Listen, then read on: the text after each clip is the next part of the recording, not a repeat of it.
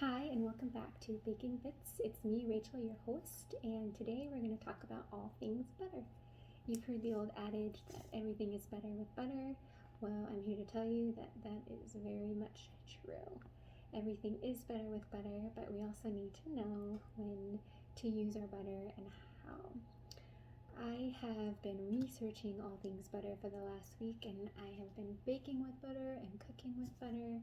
And the one thing I have found is that salted butter tastes better than regular butter. If you've ever gone to the grocery store, you've seen two different types of butter on the shelf. You've seen salted butter and then unsalted butter. There is a difference, and it is a little simple, but it goes a little bit in depth too. The main difference is that salted butter, of course, has salt, and unsalted butter does not have salt. The salt in the salted butter kind of acts like a preservative, and it can stay on your counter for about a week, and it can stay in the fridge longer too. Whereas your unsalted butter, it's fresher, so it doesn't have a preservative in it, the salt, so it's not going to stay as fresh on the counter. I wouldn't leave it on the counter for more than a day or two, and even in the fridge, like you want to use that fresh butter up as quickly as possible. So I'm going to talk about the three differences in butter when you're baking, or the three different ways to use butter when you're baking. You can use softened butter, cold butter, or melted butter, and I'll go in depth with all three of those things in just a minute or two. But I wanted to inform you that we're going to be making cookie dough today. I'm going to be making two different types of cookie dough. My chocolate chip cookie recipe, I'm going to use softened butter, and I'm going to use melted butter, and then I'm going to show you the end result, the difference between the melted and the softened butter. And I hope that you can gain a little bit of knowledge of when to use these different types of butters. So the first lesson I wanted to talk about is softened butter. Softened butter is the most common butter you'll see in any of your recipes. Us bakers, we tend to use it in cakes and cupcakes and cookies. When we cream our butter and sugar together, we incorporate air, and it's actually acting as another leavener as well when we cream that sugar and butter together when it's softened. And when we use softened butter, we want our butter to spread evenly throughout the cake batter or the cookie batter or whatever we've used, so that it bakes evenly in the oven. When you don't have softened butter and it's cold, it's not going to distribute evenly throughout your recipe. So when a recipe calls for softened butter, you really want to use softened butter, because it's going to make your baked good bake more consistent and even in the oven. And like I said before, we use our softened butter for cakes and cupcakes and cookies, and something that we want to have like a very chewy, moist texture to crumbly texture, because cupcakes and cakes are kind of crumbly, but we don't want them dense. If you ever had a dense cake, they've probably used melted butter, or it's used with oil, which is a way that your cake can become dense. So you really want to make sure you use softened butter, and you whip that or you cream that butter and sugar together and get a lot of air incorporated. So that's lesson number one with the softened butter. The second lesson I wanted to talk about was cold butter. Us bakers, generally use cold butter when we are baking scones or biscuits or pie dough. The reason for using cold butter is because there's about 18% water in butter. I don't know if you knew that, but there is. There's about 18% water in your butter. And that butter releases when you're baking it, so when it's softened or when it's melted, it's released throughout the batter or the dough, and that's what creates moisture in your baked good. Well, when we're baking with cold butter, we're going from extreme cold to extreme hot. So we want our butter to be super cold before it goes into the oven, so that once it touches that hot air, it releases the steam from the water and creates little pockets, so that it creates layers and flaky layers throughout your baked good, which is why you'll see cold butter in lots of pastries like pies and scones and biscuits and puff pastry, croissants, that's when us bakers generally tend to use cold butter. And when we're using cold butter, we want to work with it fast because your hands are going to warm up that butter and the temperature of your kitchen is going to warm up that butter. So if I'm making a pie dough, I like to cut up my butter in chunks and then throw it in the refrigerator, mix my dry ingredients together, and then throw in the butter so I can have it as cold as possible. And then you chill your pie dough again so that it's cold, cold, cold. And when you roll out your pie dough, you'll kind of notice that you'll see little butter speckles throughout your pie dough, and you'll think, oh my gosh, it's not incorporated correctly. Believe me, it is. That's going to create the layer, that's going to create the air, or that's going to create the pocket and the steam that's going to be released from the water that's in the butter to create a flaky, tender crust. And that's when you want to use your cold butter. You can use salted or unsalted, it doesn't really matter. Like I said before, the difference between salted and unsalted is one has salt, one does not, one is fresher than the other, and bakers generally like to control the salt level in their baked goods, so they tend to steer towards unsalted butter. I am not your average baker, so I tend to lean towards salted butter because salt enhances flavor. And if I'm making a cookie or a cake or a pie dough and I'm using salted butter and it's calling for unsalted, I can always dial back the salt that it tells me to add. So if it tells me to add a teaspoon, I'll maybe do 3/4 of a teaspoon or half a teaspoon, depending on how much butter I have in the recipe. So that's the second lesson, I guess, for the cold butter, is that when it goes from extreme hot to extreme cold, it releases steam and it creates pockets and layers in your baked good, which is why you want to use it for something that creates a crispy, flaky texture. The final lesson is melted butter. Melted butter is something that we use when we are baking quick breads like banana bread or zucchini bread, pumpkin bread, and brownies. If you've ever had a chewy, chocolatey, fudgy brownie, somebody has probably used melted butter in your recipe. If you've ever had a brownie that's more cake consistency, it's probably been a softened butter. And that's another reason why you might see oil in some brownie recipes, is that oil creates a denser product and melted butter creates a denser product because the water has been extracted from that. The water has been extracted from the butter already, so it's not going to spread throughout the brownie batter or the quick bread batter. It's just going to spread in the oven, and that's why we use those things. That's why we use melted butter in quick breads or brownies, because we want that butter to distribute evenly throughout the recipe. We don't want to use cold butter because we don't want a flaky brownie. We want a fudgy, chewy, chocolatey brownie. And when you're using melted butter, if you have a recipe that calls for melted butter, you want to melt your butter first, and then you want to let it come to room temperature before you put it in the rest of your ingredients, because it can alter the texture or consistency of your batter or whatever you're baking, because you don't want to take something really hot and add it to something that's like a cold egg or something that's at room temperature, because then you're going to alter the texture and the chemical reaction in that as well.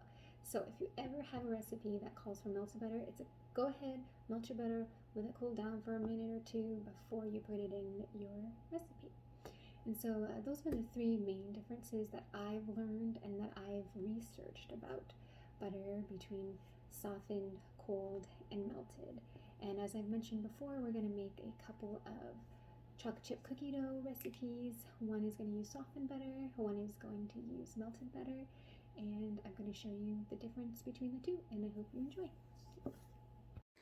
So this is the first chocolate chip cookie dough recipe. I have added my softened butter that has been sitting on the counter, and I have just added my brown sugar and my granulated sugar. I am going to whip this together, cream it together with my paddle attachment, and it's going to become light and fluffy. And I like to start my mixer off slow so that I can incorporate it and it doesn't fly everywhere and I make a huge mess. And then I bump it up a little so that it's on a medium speed. And we're gonna mix for a little bit.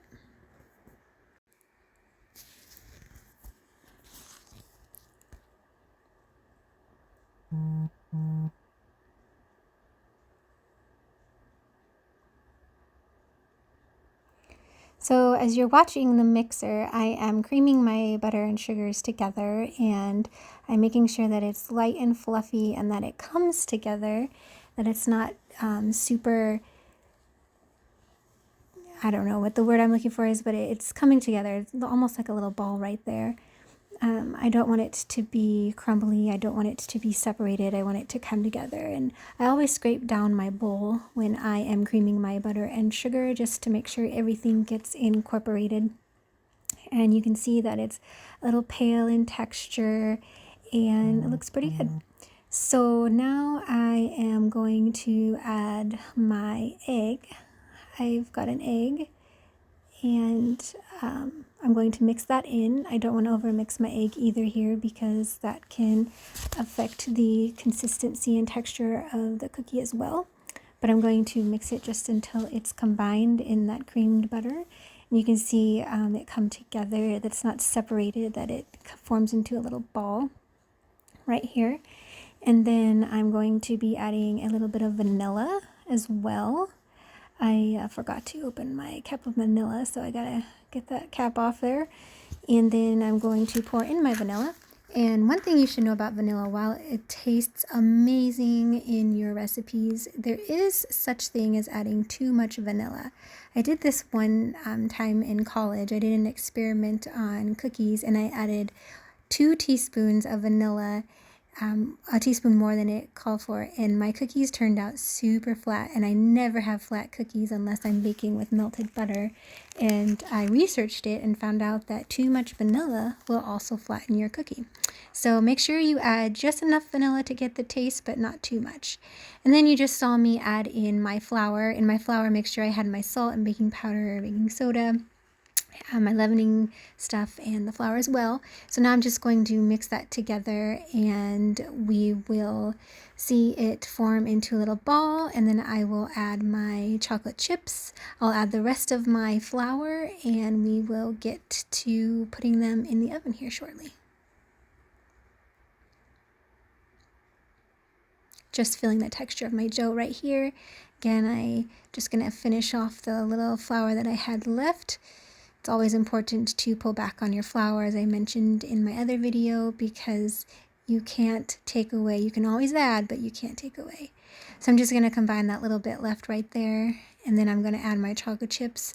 And of course, nobody ever measures their chocolate chips when they are baking, so you can just free-for-all pour and dump it to your heart's content until you have the amount of chocolate chips that you desire in your cookie. I like to use chocolate bars when I'm making my chocolate chip cookies. I like to break them up in chunks.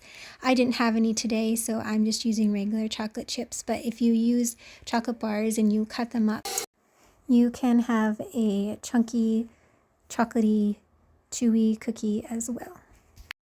Okay, so I just finished incorporating my dough. I have a lined baking sheet of parchment paper, and I'm going to scoop out the dough, the softened dough batter, and we're going to throw it in a 350-degree oven for about 8 to 10 minutes. You don't want to overbake your cookie because it still bakes once you've taken it out of the oven. So you let it cool on the tray and then transfer it to a cooling rack. But here we go. I'm going to scoop out my dough and then we're going to put it in the oven. And I like to use my big scooper here because I really like big cookies. Don't know about you, but I do.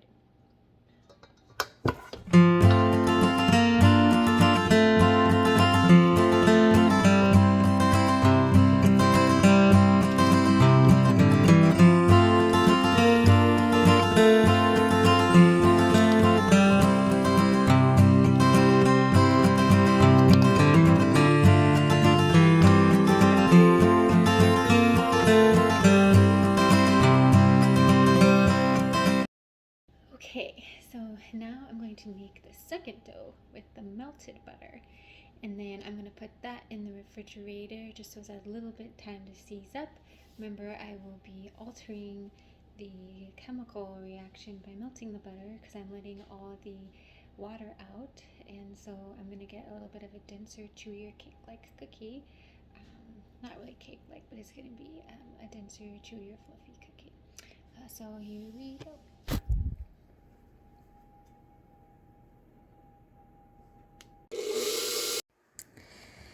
So I have added my melted butter to my bowl, and I'm going to incorporate the brown sugar and the regular sugar.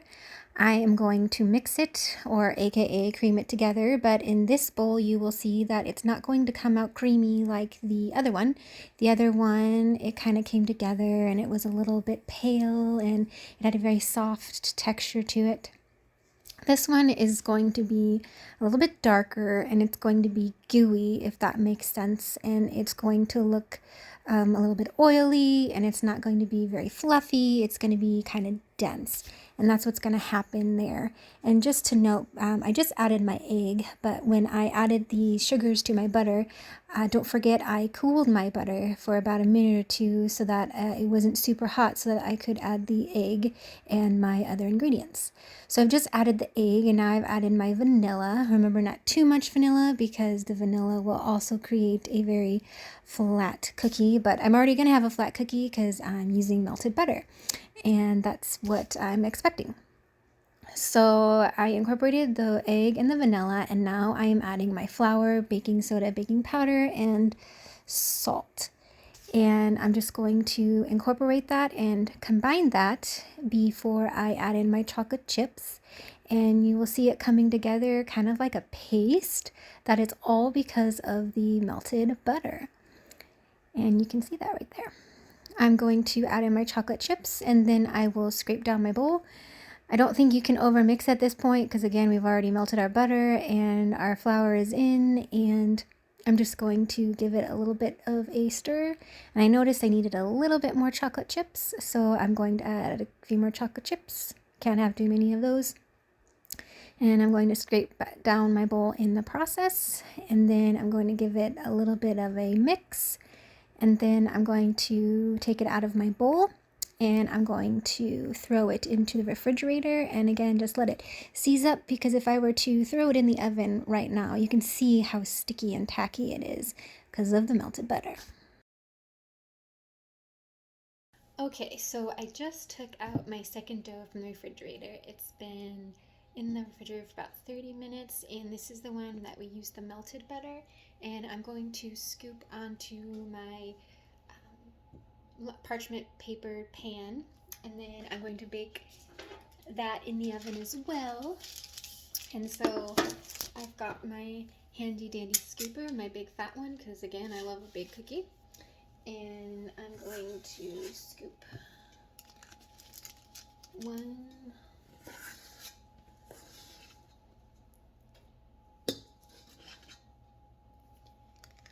two, I can smell the vanilla, 3, and 4.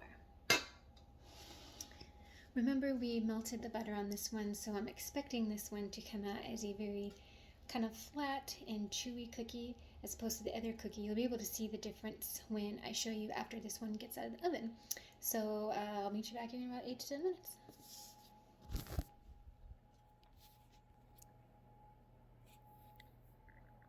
Okay, everybody, I just took out my second batch of cookies. I put in my first batch with the softened butter, pulled those out, let them cool, and then I put in my second batch with the melted butter that was in the fridge for about a half hour, and then I took that out. It is still on the baking sheet, but my experiment worked, and I get to show you kind of like what happens between the melted butter and the softened butter.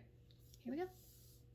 On my cookie sheet, the ones in the back right here, these two, they are two that I pulled from the melted butter experiment. You can see they're super dark and they're super flat they're still soft and chewy, but they're denser and the edges are going to be super crispy. Whereas if you see this guy here, he's a little bit more uniform in color. The bottom is set and he's more chewy, moist cake-like consistency, because these are the ones that we used our softened butter on. So you can clearly see that there's a difference, and some people like this kind of cookie. They like a crispy, chewy, chocolatey, dense cookie, and some people like this cookie where it's a soft, chewy cake-like consistency. So it just all depends on what you, the eater, would like. But my recommendation, to be honest with you, is to use the softened butter, because I'm going to break one for you.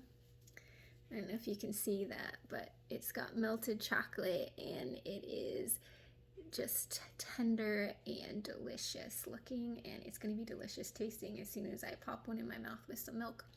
But anyway, that is what a softened butter cookie is going to get you, and it's going to spread. It's spread in the oven. It's spread evenly, and it's not over baked. I always underbake my cookies by about a minute or two, because it does sit on your cookie tray for a minute or two to cool down before you move it to your cooling rack. So once again, this is my softened cookie recipe, and it's just chewy and delicious. Just a little bit of crisp on the edge, and then in the middle, it's very chocolatey and moist. Very good. And then you'll see this is my melted butter. You can kind of see it's see-through. I'm just gonna open it, and it's still chewy. Chewy and crispy on the outside, which this enhances the butter flavor, because I get a very big butter aftertaste. But some people don't like that. Some people like the cake, chewy, soft texture. Some people like this texture. It just all depends. But as you can see, there's a major difference in using your melted butter versus your softened butter. So that concludes our baking bit today. Everything's better with butter. I hope you've enjoyed this lesson as much as I've enjoyed making it. I researched all week about it, and I've been baking for 15 plus years and have figured out along the way when to use certain types of butter and when not to. So I hope you are enjoying learning as much as I am, and I hope you enjoy chocolate chip cookies. There's love in the oven, 350, and I'll see you back next week. Bye.